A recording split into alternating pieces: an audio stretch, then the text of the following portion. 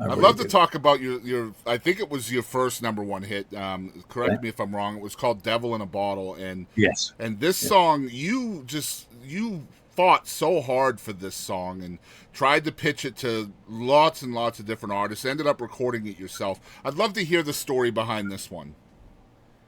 Well, the funny story about this, Boston, is the day that it went number one, no one recorded it because they all said it wasn't a hit. Yeah.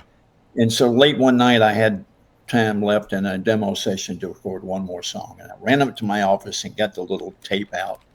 We worked it up and we recorded Devil in the Bottle. And I wound up getting signed by Motown, Barry Gordy. And the day it went number one was the greatest story in my career, and it'll be in the book. The day it went number one, I ran to my mailbox and I opened up my mailbox to get my Billboard magazine to see it number one. And I saw it and I went, wow, I believed in this. And lo and behold, it happened. But in that same mailbox, I reached in and there was a package that I opened up with a letter that says, we do not feel that the song Devil in the Bottle is a hit. Wow. So we're gonna pass on this. So in one hand, I had a rejection letter from a label, and in the other hand, it was number one in the United States. Wow. So it goes to show you, just don't give up and believe in something. You stay with it. And the life of this song was years and years in the making before it Yeah, hit the charts, right? yeah, it was. It was. It laid around forever, Yeah. and it just. I think a great song always finds its way.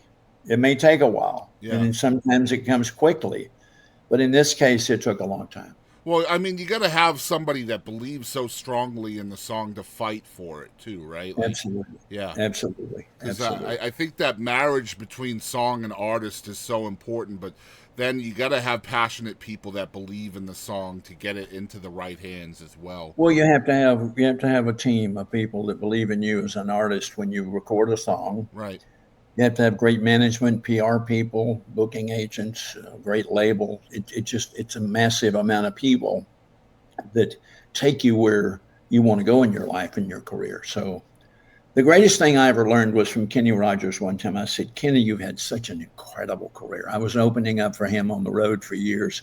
And I asked him one day, I said, what would you say is your biggest thing about becoming who you are? He said, remember this, TG. Always surround yourself with people who know more about what you do than you do. Yeah. And if you do, they'll take you there. And I learned that from him to hang around with people that knew more about something than I did. And I learned from those people, and it Mm. helped take me to wherever I've wound up in my life. Yeah, I feel like it's funny you mentioned Kenny Rogers. I feel like you, Kenny, and Conway Twitty are the three artists that really changed the landscape of country music in the 70s because you guys were all kind of crossover artists. You Yeah. weren't just country, you had some pop in there as well. You were on multiple charts. I feel like you Right. guys really changed the trajectory of what we know as country today. It's funny you'd say that because I was talking to someone earlier. I came along at a very exciting time in music. It was partially because of the urban cowboy Right. movement at that Yeah. time. When John Travolta put on the cowboy hat and boots, it became the thing. Everybody started wearing hats and boots. So I was fortunate to come along at a time when country music was changing with a little more of a pop sound to it. Hmm. And now it's changed even more to that. Right. But the urban cowboy days was really and truly working with Gilly and Johnny Lee and those people really and truly helped my career a lot. Yeah.